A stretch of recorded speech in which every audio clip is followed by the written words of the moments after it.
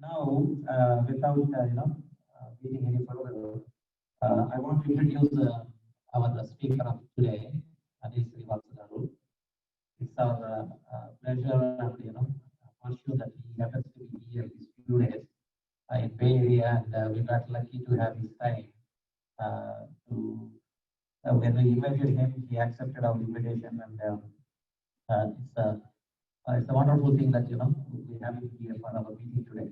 Remember our first speaker, Jeff from Andhra. We had that speech, and then you are the second speaker now, sir. Okay, and both of our speakers are from the Argan nation, and we are really happy. And Anilji, if you look at him, you will not find these kind of people around. He has done wonderful work. He is an organ donor by himself. Okay. We talked about blood donation, organ donation. He is almost giving life to somebody else. Okay. So he's a donor by himself, and he has taken up a campaign for organ donation, traveling around the world. So far, he has traveled 43 countries, over 100,000 kilometers, on road in his vehicle, trying to bring awareness around the importance of organ donation. Okay, he was here just like one of us. He was in New Jersey a few years ago, and then he's a Rotarian, by the way, and he was a president of one of the clubs when it was started in New Jersey. Now he moved back to India, but he's doing tremendous work. So it's a very inspiring story what he is doing, and we all need to help, to realize the task, the campaign. Let us all be campaigners. Let us do something.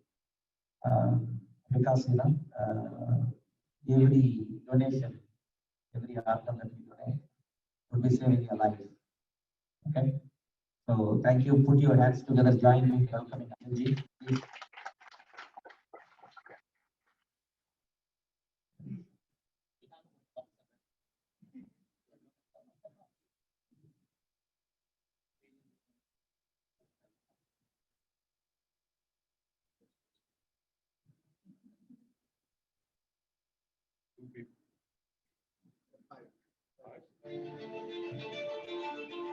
I'm Anil Srivatsa. I travel the world in my car, and I do this to inspire people towards organ donation and how one can live a fulfilling life with it. Now, this is my life's mission.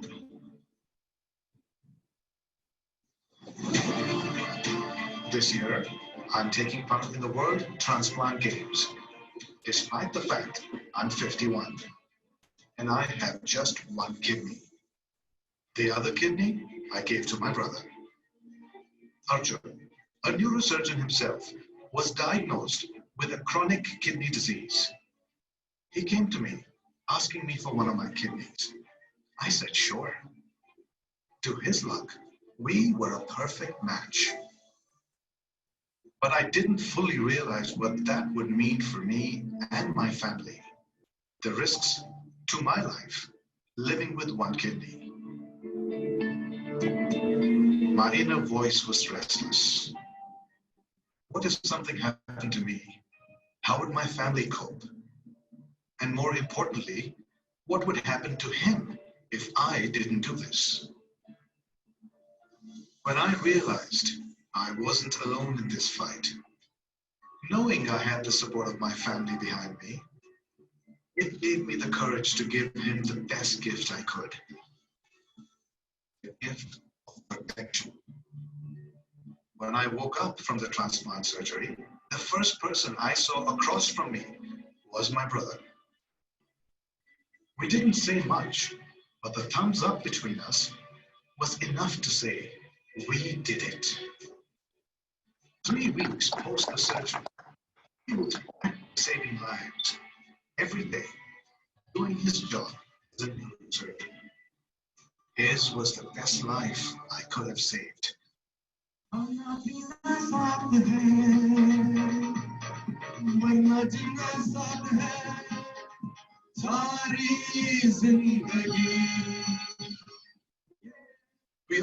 one life to live.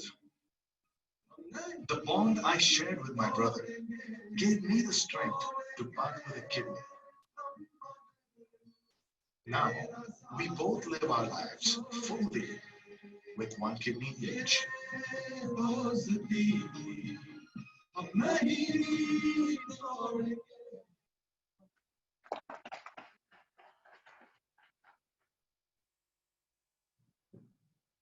One in 5 people are born with one kidney.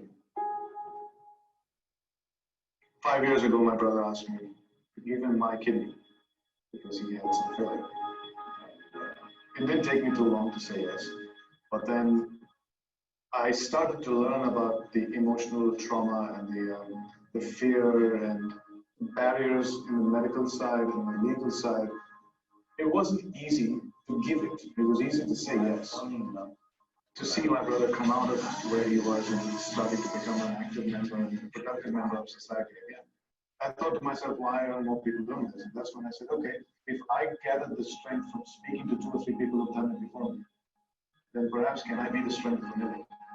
That changed the course of how deeply involved I got in this organ donation campaign. I love driving. I like driving long distances. So I said, okay, let me start driving around the world in my own car, across borders, across continents, and along the way start engaging with people of different cultures, of different thought process, of different religious beliefs, and see what they have objections to. So that's how I started driving around the world, and along my way, I talked to people in organized gatherings, through the Rotary Club, or through the friends and family organizations. What is my objective? It's 2 things. A is to give people more details about what organ donation is. They've heard of it, and most people don't understand what it takes, and that's where things fall apart. And if 100 people are donors, maybe 2 will go through or 3 will go through, because the rest of them have no clue and are not prepared for the time when it happens. So I'm trying to bridge that gap as much as I can. And the second thing is I'm trying to make myself look like an example, or I'll lead by example. Organ donation is a direct act of love, either for humanity at a macro level or for loved ones. If you don't love, then you're not going to be an organ donor. It has to be driven by the heart. But the heart says, yes, I want to, but there's something else that says no, and what is that? Fear. And fear comes from ignorance. I've driven so far about 41 countries. It's about 300 days of being in the car. We sleep in the car, we live in the car. Spoken to so far 45,000 people around the drive. I'm not a lone ranger in this whole endeavor.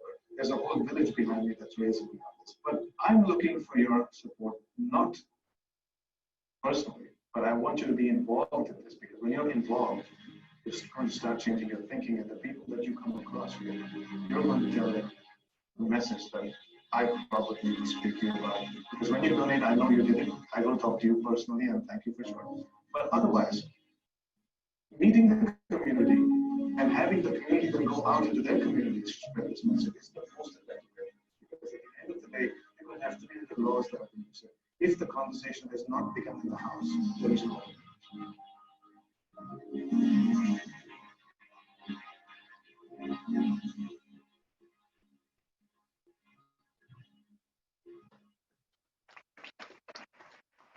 Thank you for having me. It's an honor to be the second speaker of your club. I know 2002, I chartered the Rotary Club myself, and I was the first charter president. And I know the growing pains, and we ended up with more Indians and or more chiefs and no Indians, and I see the same thing happening here. We have all the chiefs here, and now we're hoping the Indians will come and work with the chiefs. But Rotary is a fabulous organization. I would have loved to just give a talk on how Rotary can change lives. And I've been involved in it since I was 16. So for me, it's in my blood. However, that's not why I'm here. That video that you saw, it had to do with get involved and donate. So let me just be outright and tell you, I wasn't here to tell you to donate an organ. I was going to tell you to donate to my crowdfunding effort. Wouldn't be there. Because that's how my whole journey is powered by people. You saw the sponsors that take care of my hard costs. My running costs are taken care of by people who believe in what I do, who want to be involved but cannot because they have no time. There are some people who do and some people who facilitate the doing. So that's how all of us together become part of this whole big effort.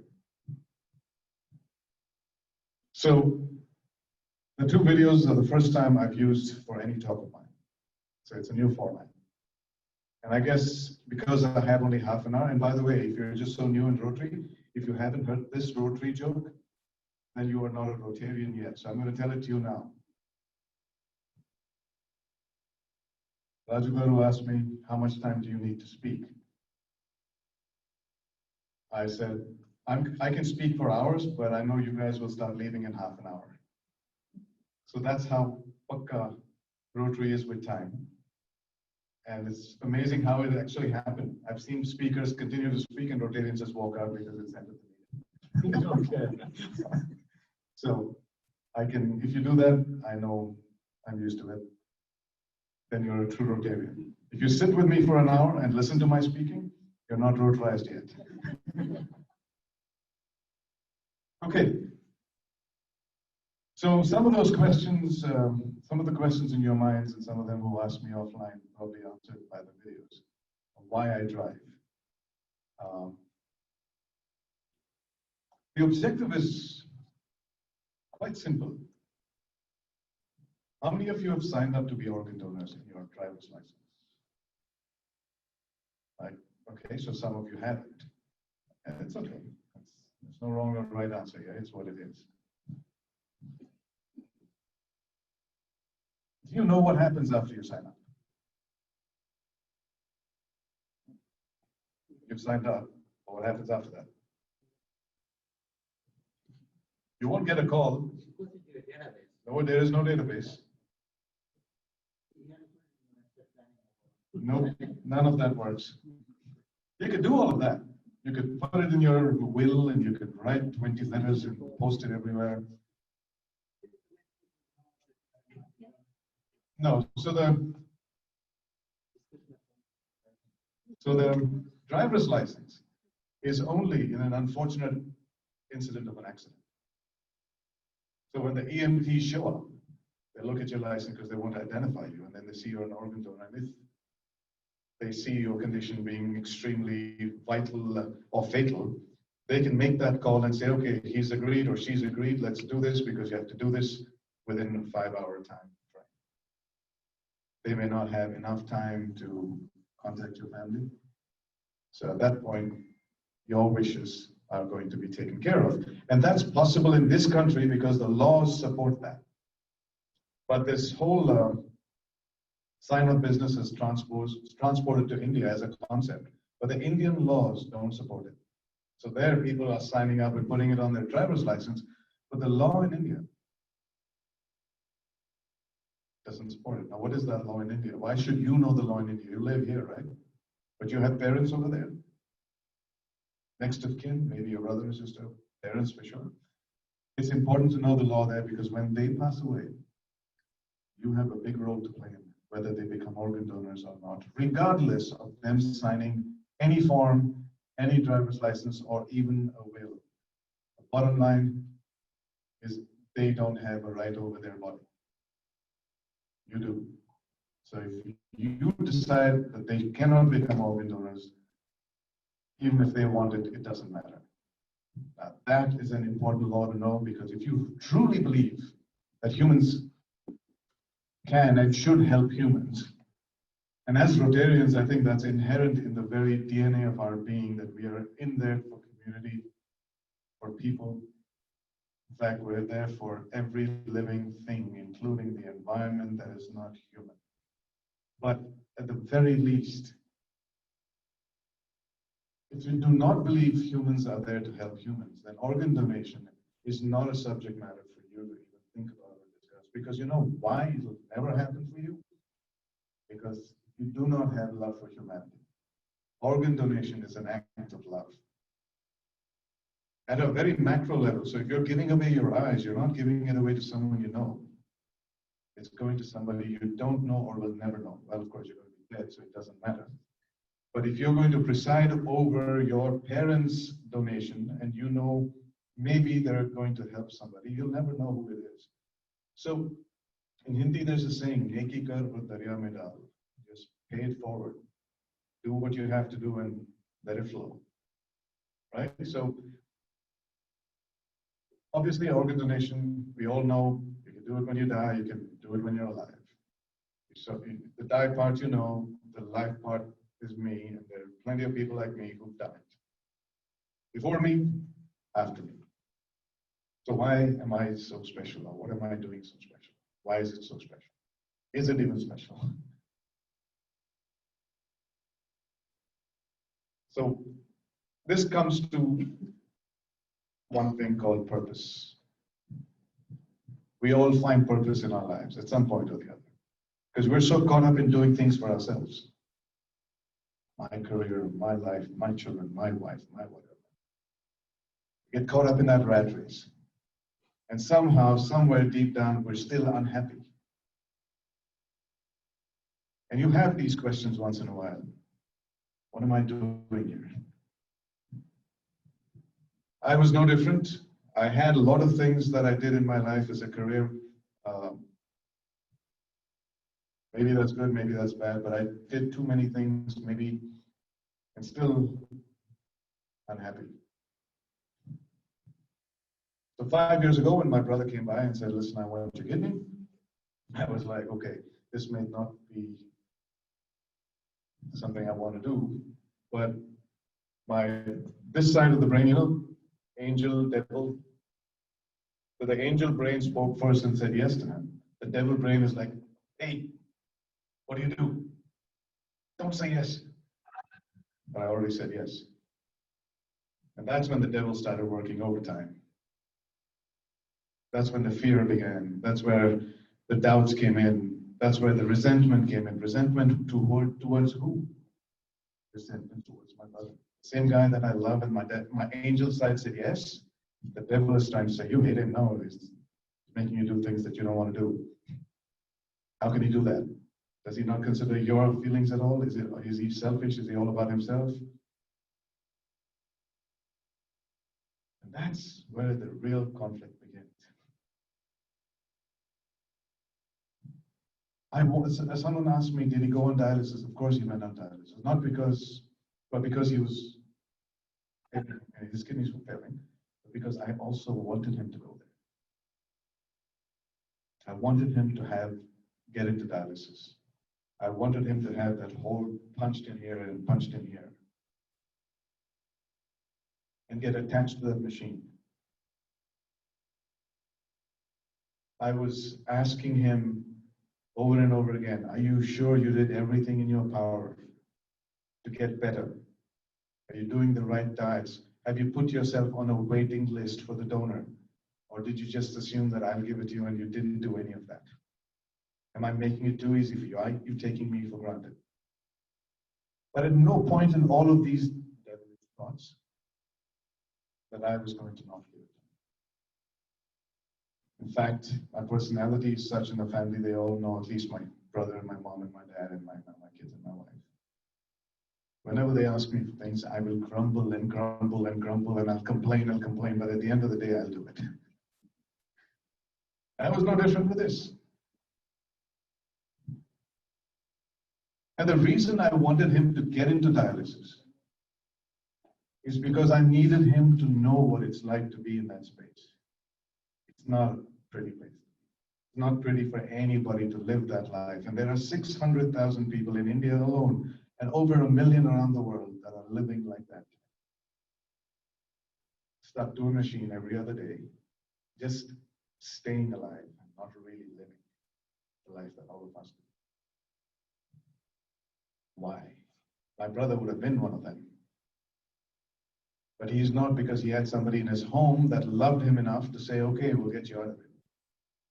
So my question on the devil's side saying, why are 1 million people on this dialysis? Why are they not like your brother?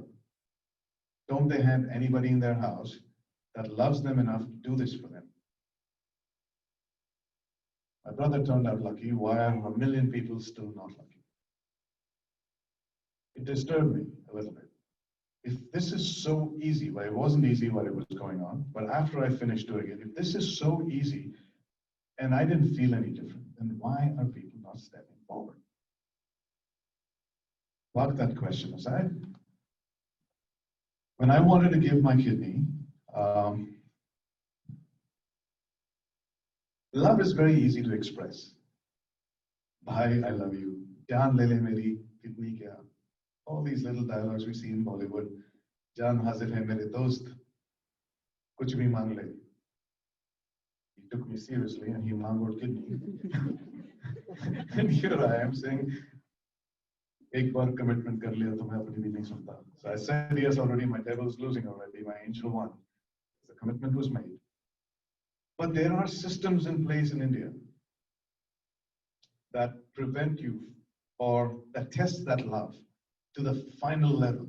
Do you really love your brother? Okay, let's find out. It's like this dirty joke the system is playing on you now. So the first test came when the doctor showed up in our place, or rather we showed up in the doctor's place in a very exclusive, a closed-door meeting, supposedly counseling. Me separate, Diwali, my wife, was here separate.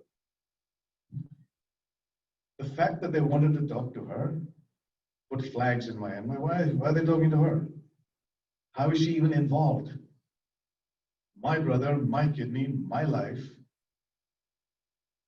So I just left it. I said, okay, we'll find out why, because I had no idea. So they called me and they asked me, okay, Anil, do you really want to give your kidney? Okay, what kind of question is that? Of course I want to, that's why I'm here, right? Now see, India's family situation is pretty tough. There's a lot of pressure. A lot of people are forced into doing it because of the family dynamics. The elder brother is the head of the family and maybe the younger brother is down in the food chain. And they are forcing him to save the elder brother. The younger brother can't say no because it's this family dynamics inside. He's like, I don't want to, but it's, it's like sending the goat to slaughter in Bakrid. So to prevent that from happening, the doctors then come and give you an out. Right? Got the same out because they don't know whether I'm being pressured or whether I'm there willingly. So they asked me, if you don't want to give your kidney, tell us. We'll find a medical reason to disqualify you. Which is why I see so many people with dialysis patients' families suddenly with sugar problems. That's the time they take the out. Their love wasn't strong enough because they love themselves more. And they took the out without having to lose face with the brother. Had I said, hey, I'm sorry, I'm medically unfit, but I'd love to give it to you. The doctors give you that out. So I'm like, I don't care. But Anil, you have a propensity to be a diabetic in the future because you have a family history. Like, very good. I also have a family history of going crazy. But am I crazy today? No. Do I have diabetes today? No. Am I fit now? You're extremely fit. Super. Then why are we not wasting time talking? Because who knows in the future I could die of cancer. Maybe not diabetes. I could be, hit by a bus or whatever else, walking on the street. So why am I afraid of something that I don't know about, but I'm okay today and I can save this guy, can stay with me and build more memories. Because it's just love. So I thought my lump passed the test. Flying colors, yay, let's do this. No, there was another door, and that she was in that door. They're talking to her separately and saying, do you really want your husband to give the kidney? This was something I don't know, right? Why are they asking her? It's my kidney. But they're asking her this. Are you sure you want your husband to give the kidney? Because they think she may be pressurized. Do you know 1 in 3,000 people die on the table? That's when I started rolling my eyes. I'm like, that's the wrong person to say that to. She's going to hold on to that, and she asked, okay, if it's 1 in 3,000, if it's so easy, how do you know he's not number 3,000? What's the guarantee? That's when they backed off. Oh, no, there's no guarantee. I'm just telling you, your husband could die. So are you still sure you want him to give it to her? Now, under these circumstances, what is she going to say? She's going to say no. And she said no. There comes my love. One more test to pass. And she said no for the reasons that I have no fault on her. She's afraid if she signs off and something happened to me, she's going to live with that for the rest of her life because she signed my death warrant. So she said, Anil, if I don't have to sign, you can go ahead and do what you want. I just don't want to sign. The law says, no, you can't do this without her signature. So that conflict started going back and forth. And my brother's starting a new drama here saying that I will not take it from you unless she says okay. So I'm like, shut the hell up. I'm going to live or not. Stay out of this. So then we contemplated divorce. Because that's the only way she's not going to be my wife. That's the only way she didn't have to sign. As long as she was my wife, she had to sign. And the law won't take it unless she signs, so it's a catch-22 situation. So we were trying to save our marriage and trying to save my brother at the same time. And she didn't agree to that divorce thing. She thought it was a bad plan. She didn't believe my promise that I'd come back and get married again. We'd do it right this time. First marriage didn't work well, the second marriage can. It didn't work. She said, no way, Jose, and that was it. That was the end of it. For me, it was more mental trauma. My dad would start saying, I told you so, I told you so. Everywhere, it's the national law. The spouse has to sign off. In my case, it was her. She was to give, it'll be me. So I ran away from home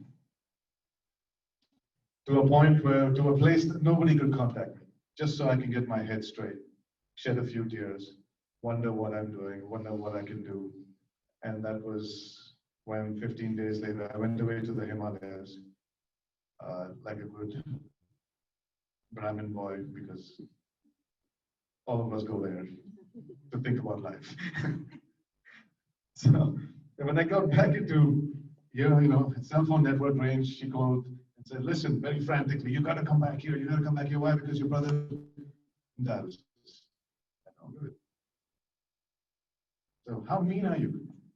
He needs your kidney. I said, hearing a different tone from no one not signing to he needs your kidney. Please come quickly. Because she was with him on the first dialysis in the center. Which means I'm thinking, oh, maybe she changed her mind. And she did. So I rushed back, she signed, and I was wondering why she signed, what changed her mind. I know it's hard. I was wondering what changed her mind. I didn't realize, because I was away, right? Wallowing in my self-pity in the Himalayas. And the story went like this. My children, who were 14 and 16 at the time, talked to her on the dining table. You see that dining table on the video? Well, that dining table, that's our house. And asked her, hey, what's your problem? Why are you so stressed? And she's like, I'm stressed for you kids because he's the only guy who brings me the moolah at home. And we have only one ATM in the house. And if that goes away, what happens to you guys? You have college, you have all of those things. So I'm worried for you. So my daughter's going, Mom, don't worry for us, we're okay. If something ever happened to him, we'll still be okay. Dad told me his life insurance is good. That's the truth. The only reason I would never have given my kidney is if my life insurance said that they wouldn't pay out if I died. That is the only reason I would have said no. But they did say yes. Apparently, I paid enough premium to qualify to even kill myself and get a payout. So that was lucky. So Diwali believed the children's intuition that nothing would happen to me. And they also told her and asked her one more question that I think kind of sealed the deal. So my daughter asked the mother, Mom, if I had to give a kidney to Surya, which is my son, would you not let me do that? If I was the only one that could say that. And I guess there was no answer there. And in a way, my mother was in that situation.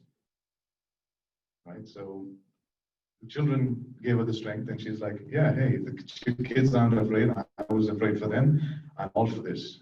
Because she was all for this without having to sign. She just had to sign. Now she was all for this with the signature.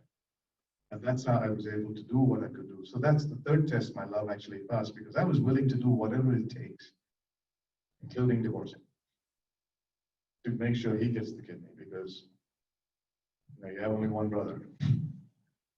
And that's how 5 years ago this whole thing happened. Now, come back to the 1 million people on dialysis. Why is my brother not on it? The reason I wanted him to be on dialysis for that month quickly is because I wanted him to be aware that if he didn't take care of my kidney that I gave him, which is now his kidney, he should never want to go back onto that dialysis, which will probably make him take care of himself better. He's healthier. He's now a power yoga expert, and he's, knock on wood, 5 years he's doing well. He takes his medication on time. He's a doctor himself, so he has that discipline, which is great. But I don't ever want him to let go, because if he lets go, I'm not sure what happens to that kidney. Rejection can happen at any time, because it's the medication that's keeping him over there. Of course, when I see him, we are always very positive. You've seen the video of how we're bonding. It was not acting. That was real. That's how we are when we meet. That positivity is going to help. Well, I also talk to my kidney. See, I told you about the crazy gene. So I talk to my kidney, and I tell my kidney every time I visit, like, hope you're doing well there, because you have a purpose. Don't mess up. That's your new home now. I'm counting on you. And there is a science maybe somewhere that can explain that this is still a connection between my kidney.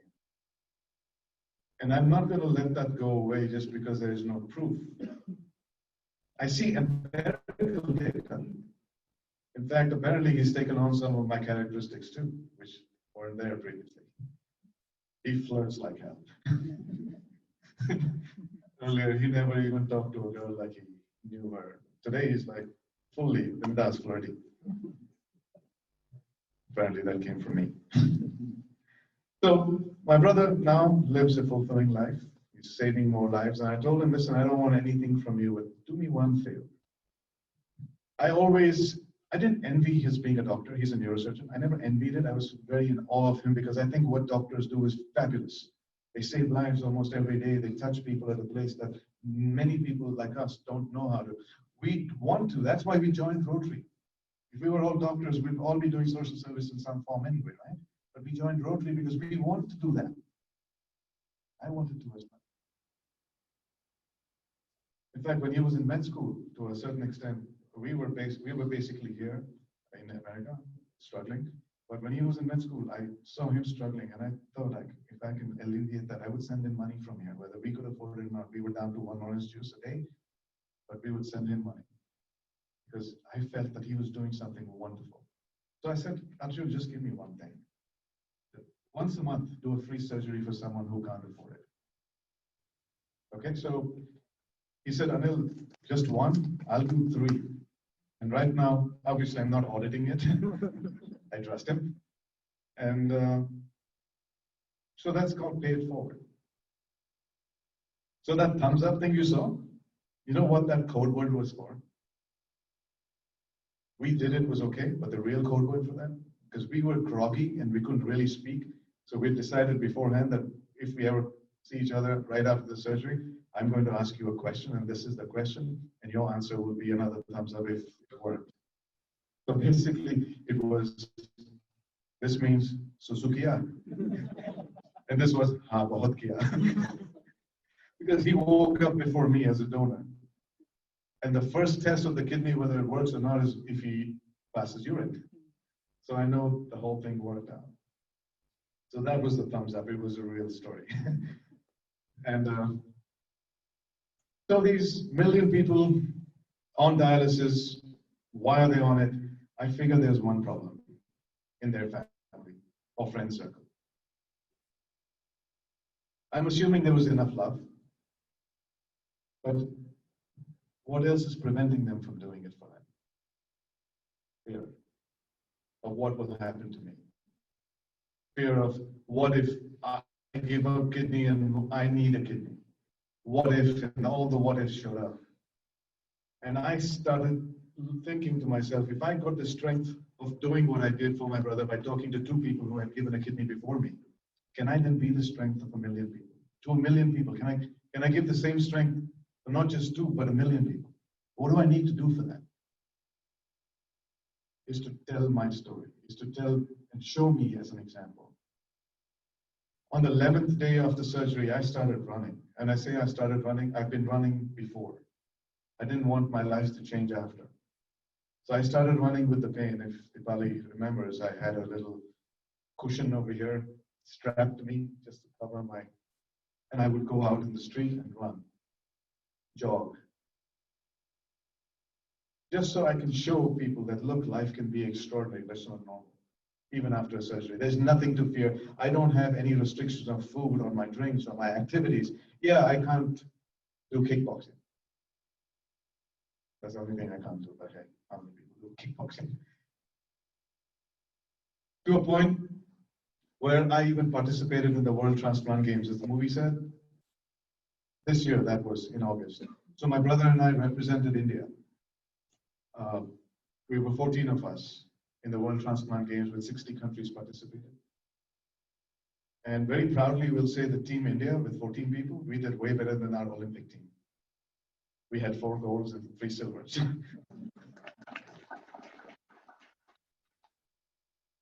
And what was more important is we were 3 donors in the 14 team. The rest were recipients. Of that, 2 of us got 3 golds together. The liver donor, who was a 25-year-old girl who had given a liver to her mother, she won 2 golds and a silver. I won 1 gold. My brother got a gold too. So as siblings, we both went back to India as gold medal winners for India. Which, again, the reason was not to get the gold. The reason for getting the gold was to make news. But what did that news do for organ donation? It brought organ donation front and center. Times of India splashed it everywhere. Sibling brothers get gold for India. That itself is a story. But that story was, and I wanted to do things like that because if they see more donors, if they see more people who are donors living a life that's active, that's out there and being normal, maybe more people will come forward. Maybe more of those family members of the 1 million people will come forward. Why am I driving? The driving and sitting in a car is not easy. Ask my wife that now, she realizes, because last 4 days she's suffering from a sciatica nerve damage in her back because sitting is just difficult. I keep my back strong. Again, why do I keep my back strong? This is where my scar is, right on my back. That could spasm at any time. But life after a kidney donation is as normal or as abnormal or extraordinary as before. I ran the 100-meter sprint in the World Transplant Games. I think I finished under 14 seconds, but I had to run against a 32-year-old. There's no way I'm going to win that. But the fact is, at 51, and I'm trying to run it at that speed for that burst, I hurt my knee, I hurt my back, I ended up with a slip disc, but it had nothing to do with the kidney. It was just being stupid. If you're 51 and you do something dumb like that, you'll get hurt. Simple. But the fact is, you're healthy enough to do something stupid like that. And that's why the fear has to lead people saying that, hey, if he can do it, I can do it. And when I talk like this, I have very real examples of how people have come forward. And I'll tell you one story and then we'll finish. Because I start walking from now. So on this journey, where I started from New Jersey, I went to Montreal, to Alaska, and now I'm passing by here and I'm heading to Argentina and back to New Jersey in my car, which you'll see outside. Edmonton, Alberta is when I had a talk organized like this by somebody who told somebody who told somebody. When I set out, I don't know I have organized talks. This, again, I had no clue I'd be here. People who told people, and Raju Garu then stepped up and said, hey, yeah, we have an opportunity. So Edmonton was one of them. About the same size group in a smaller hall. After I finished my talk, there was a question answer session. And in that question answer session, a couple just like you were sitting there, and the wife gets up and asks me, hey, what if somebody wants to give a kidney to the family member, but the family member refuses to take it? How do you deal with that? What do I say to that person? Somewhere intuitively, I figured she was telling her own story. So I asked the husband, do you need a kidney? That's when his tears started rolling down. He said, yeah, I need a kidney. He was a 6'5" guy, as helpless as someone could be. He was hatta otherwise, but he knew he was very vulnerable. He was on dialysis. And here his wife was, Amitabh Jayabhadur, really short looking, saying, I want to give him my kidney, and he doesn't want to. And there's this huge drama going on. And he said, I don't want to take it from her, but I'll take it from someone else. Like, why would you take it from someone else and not her? Well, I love her too much. If something happened to her, I can't live with it. I'm like, what if if it happens to someone else, you don't care? That's somebody's mother, father, sister, brother. That's when it hit him that he's being really selfish. Right there, he changed his mind.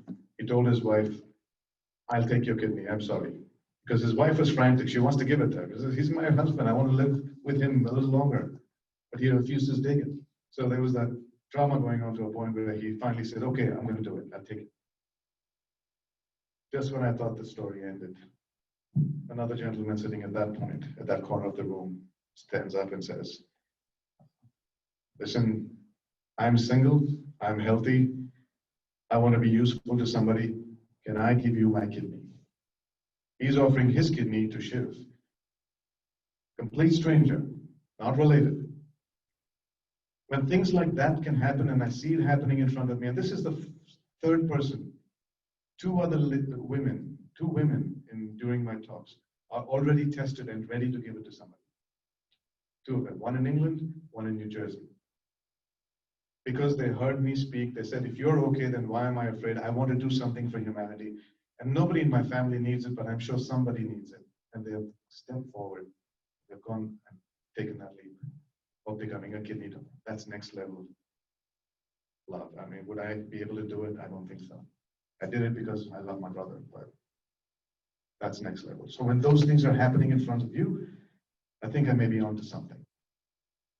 There's not enough people telling enough people about how things are after you donate. Now, when you have to donate a kidney or a liver, I hope you never have to. But if you ever have to, remember my story and know that you'll be okay.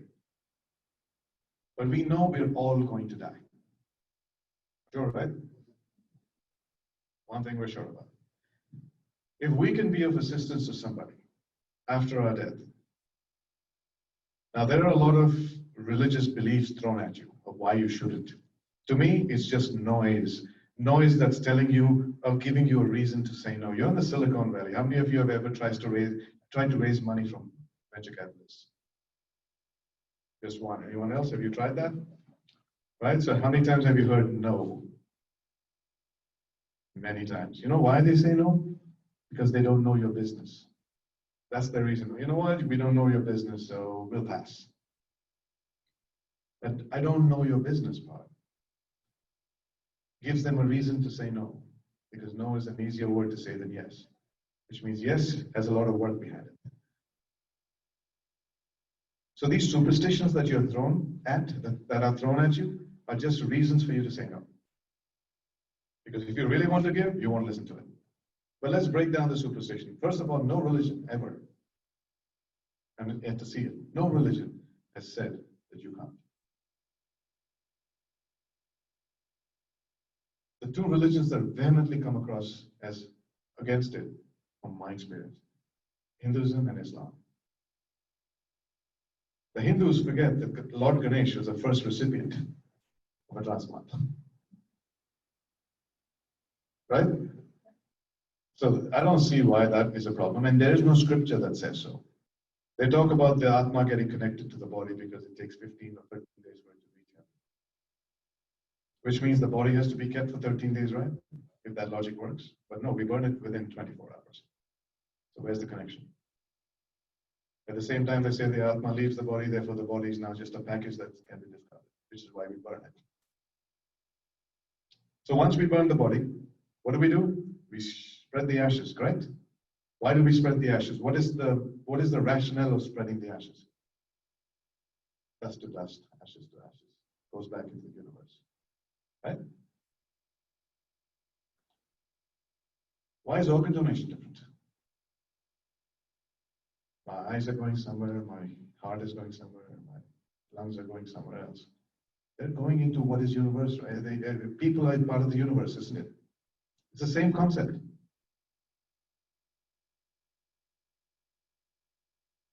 Here it's an ash, here it's your organ, but here the ash goes away into the wind, here somebody is living because of it. Which is better?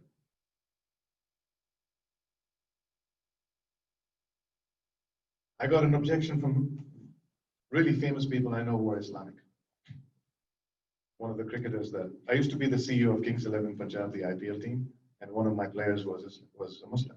And I asked him, listen, why don't you help me promote my cause? Because people are following you. He says, no, in our religion, we don't believe in it, so I don't want to be a part of it. I'm like, okay, what if your brother needs a kidney? And his brother is another famous cricketer. So now you know who I'm talking about. So of course I'll give it to you. Of course I'll give it to my brother. Why won't I do it? I love my brother. I'm telling them, you're still Islamic. You're still a Muslim. Now suddenly you believe in it. He thought twice. He still said no. I found the same objection with someone else who's Muslim. Then I said, okay, I got to deal with this somehow. I said, listen, Saudi Arabia and Iran, Shia Sunni, the pallbearers of Shia and Sunni philosophies or ideologies, they both have hoardings on their streets that talk about organ donation. They have no problem with it. And what are you having a problem with? Oh, really? They have it there? They don't even know it. Because somebody in the system has told them it's wrong with no proof. So if Iran, first I said Saudi is doing it. Oh, Saudi people are all chores. So I figured maybe he's not their kind of Muslim. Then I said, Iran, what's up? Iran bhi. Now he was taking me seriously because he was an Iran kind of Muslim. At the World Transplant Games, Iran had 3 times the number of participants than India did. So organ donation is alive and kicking in Iran and Saudi. So that argument just finished right there. No more reasons to say no. The only reason you'd say no is because you don't care about humanity. And now that's going to give you a stark reminder of who you really are. I'm not humane. I'm not here to tell you to become organ donors. I'm here to tell you to make a decision based on knowing what it can do and what it will do.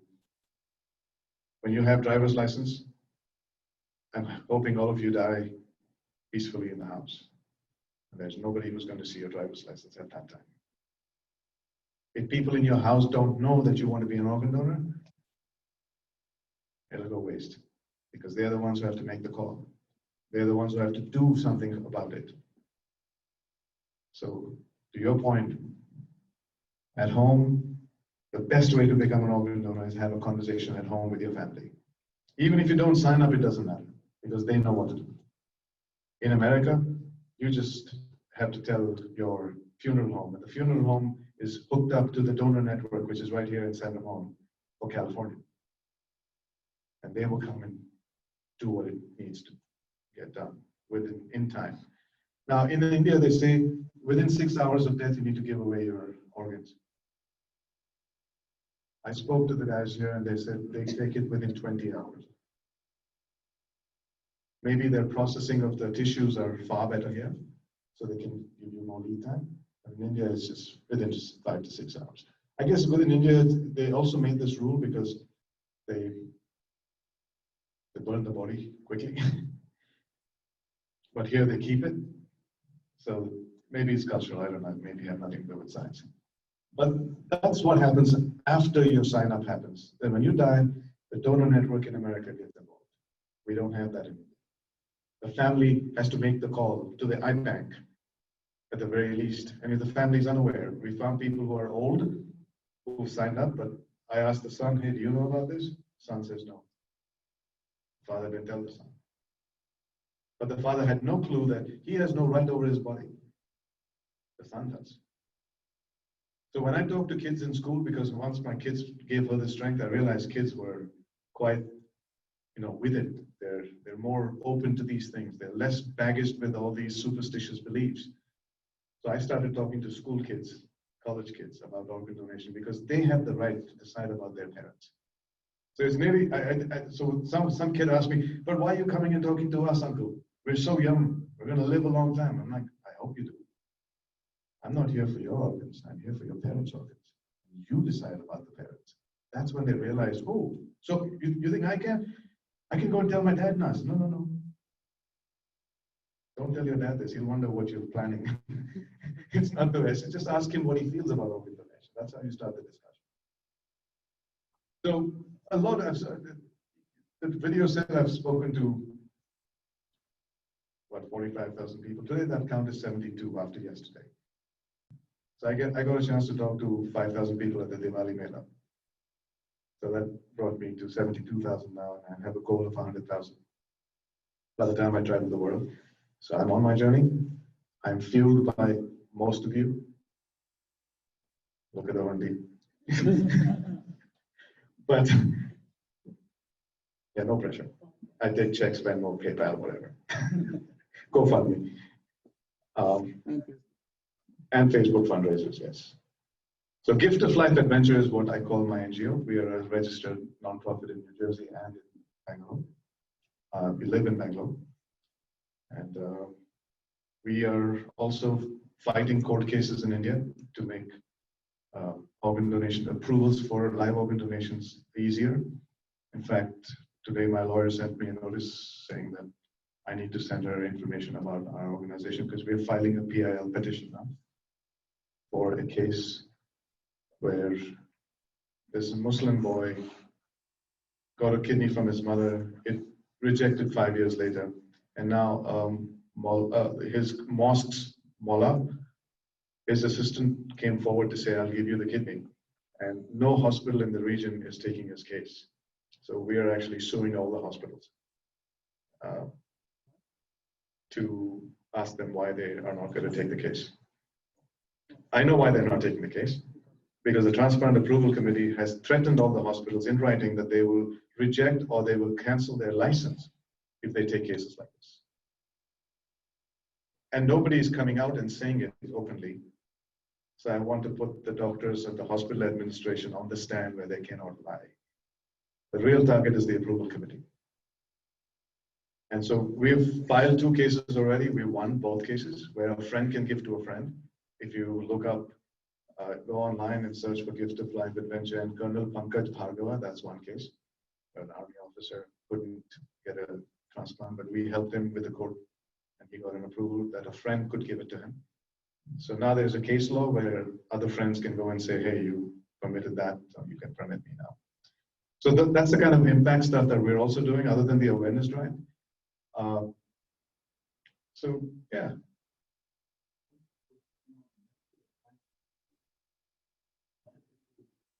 Well, the artificial organs are in play, but I don't think they're going to come in play for another 5 to 10 years minimum. So until then, a live organ donor is probably best. I mean, the cadaveric is not going to be so prolific, and there's not too many cadaveric available. There's so much waiting happening. So I think to take care of the backlog, I think the family members need to step up, or friends.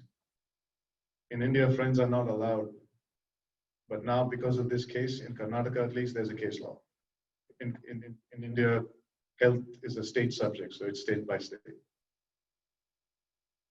So it's allowed in Karnataka, it may not necessarily be allowed in Andhra Pradesh or Telangana. But that's the plan. Eventually, we want all the states to take it. See, it's 8:30 already, I know that. It's not walking. Now you're true Rotarians. But anyway, no more questions, and I have pretty much done what I have to do with my story. Yes, last year I drove all over India for about 5 months, 27,000 kilometers. Everywhere, yeah. Everywhere. Because this question I don't want people asking me. तो दुनिया घूमते हो भारत घुमा क्या? Kidney मांगते हो kidney दिया क्या? हाँ दिया। और क्या पूछोगे?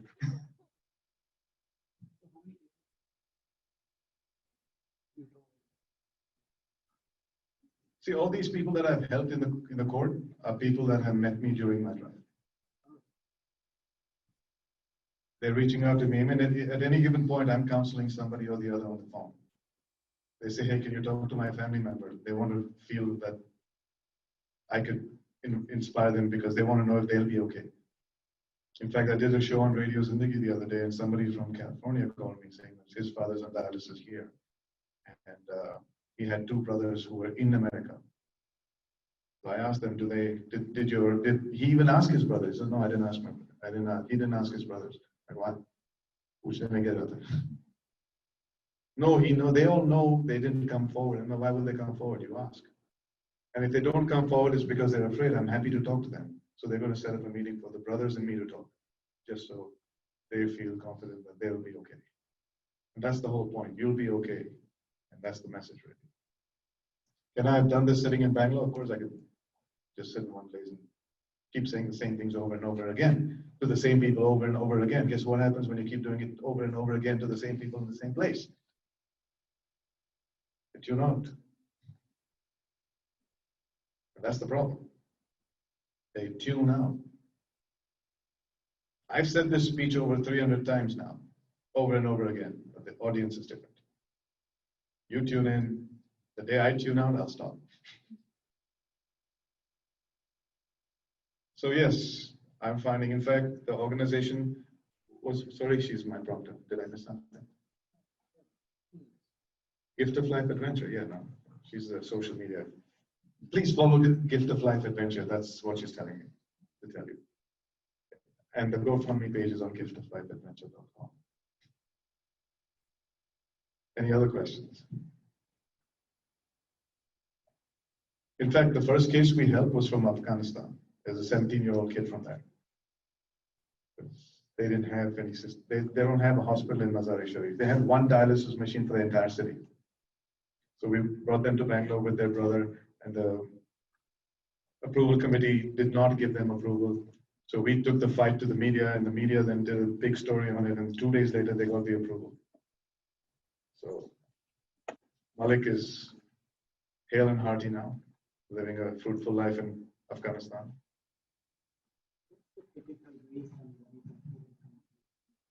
CYA, you know what that means, right? Cover your ass. It's not about life anymore, it's about them. And they ask for all kinds of paperwork that are unnecessary. So that's why this PIL that I'm filing now is to make sure that paperwork is more in tune with today's environment. Sorry? It's done. Yeah, it's done.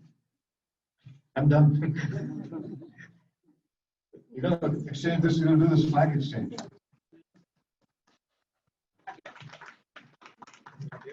Not yet, sir. So please leave the flag here, stay here. Anil, thank you very much. It's not easy, the journey that you have gone through and the journey you are on. It's not easy.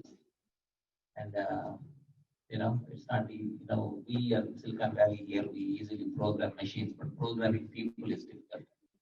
Okay, and we have taken the task and then we will help you, we'll support you. And, we are very happy to meet you here today. And I know you had a question earlier about why they would not do it in India. I think when you abuse something that is there, then these kinds of rules come up. Kidney donation racketing is a big business in India, and then they want to make sure the right people are giving the right to the right people. You are not pressurizing somebody and then maybe giving them some money. It's not like buying a kidney or something like that. It happens, but that's only Right, yeah, exactly. And the problem is, the Indian system, keeping the 2% in mind. Yeah, so basically they do it and then. Pakistan is a better system than country. So I think that is the reason. So, thank you, Anil. Madam, please, if you can come here for a second. Because I know you are as much part of this. No, we believe that.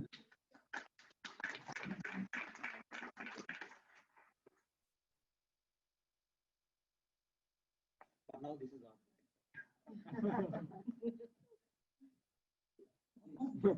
The last time this happened was when we got married. How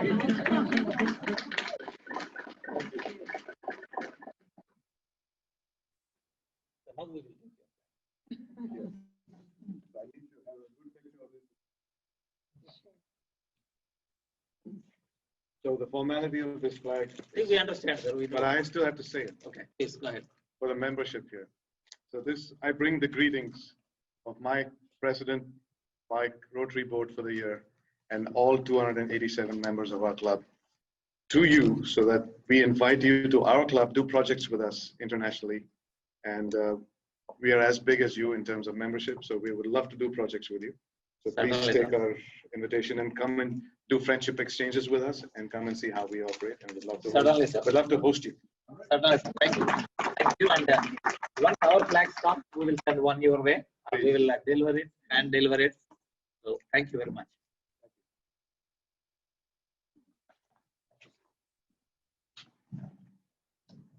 Isn't it wonderful meeting people like you? We really thank you, sir. And you said it's a full adventure. So please contact adventure. Any help that you can do, please do it. And if you know any people, you can along. And would your website show you the plan? When you would be, and stuff like that.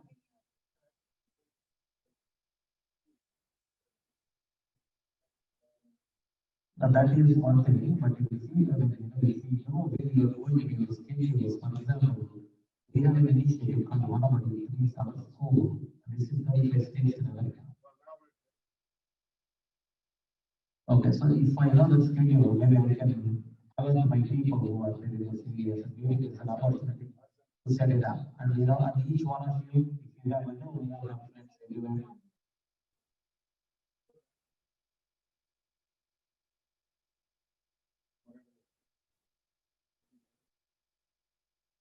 Okay, we will reach out to you, sir. We will reach out to you. My brother-in-law is one. Okay, he has been on that for 5-6 years now. And I went through all this stuff. That's why I got some of these questions and answers. And no, I know, but somehow they say that there are so many reasons. Maybe CYA, they say that you are not a manager, you are not this, you are not that. I don't know what it is. So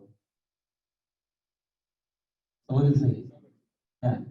No, we actually had a couple of matches, but they were not in our family circle. But they didn't want to do it because there are some rules, etc. Right? And that is the relationship we got. They are not relatives. They were friends after listening to the story. They were not friends, they didn't have any pictures before, stuff like that. So then, yeah, so that is a challenge. But we will see. So thank you. We probably took too long today, but this time. Our next meeting will be first Sunday of November. Same time, same this year. And with this, we will adjourn the meeting.